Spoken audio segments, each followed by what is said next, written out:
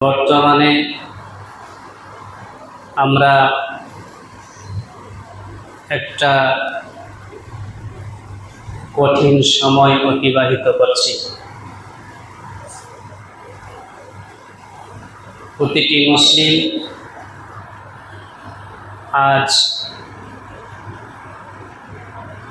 চিন্তিত যে আগামী দিনে কি হবে।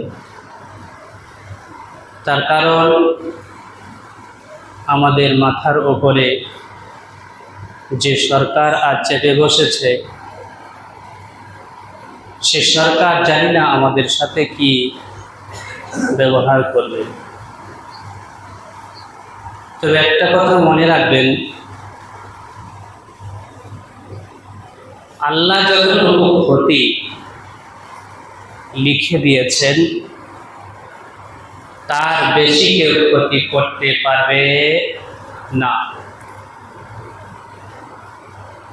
যদি বর্তমান সরকারের হাতে আমাদের ক্ষতি নিশ্চিত করে রেখেছেন আল্লাহ সুবহানাহু ওয়া তাআলা, তাহলে পৃথিবীর কোন শক্তি কারণ করতে পারবে না।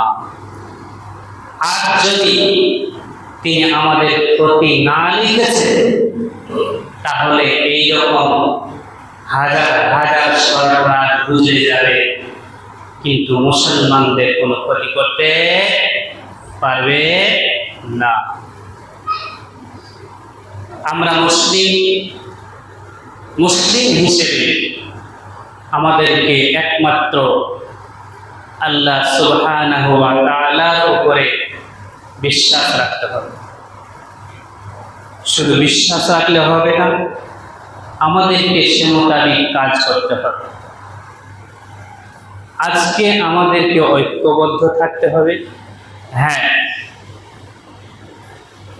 বিগত সরকারে যারা ছিলেন ক্ষমতায়, তারা বহু নির্যাতন করেছেন, জ্বালিয়েছেন। আজকে আপনার ভিতরে প্রতিশোধের আগুন জ্বলছে,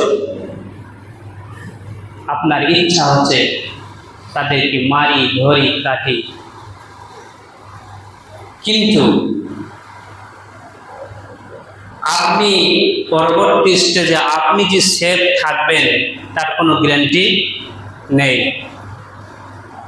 আপনি হয়তো আপনার এক ভাইকে মেরে প্রতিশোধ নেবেন, কালকের দিনে আপনি দুর্বল হয়ে যাবে একে পরে মারামারি করে,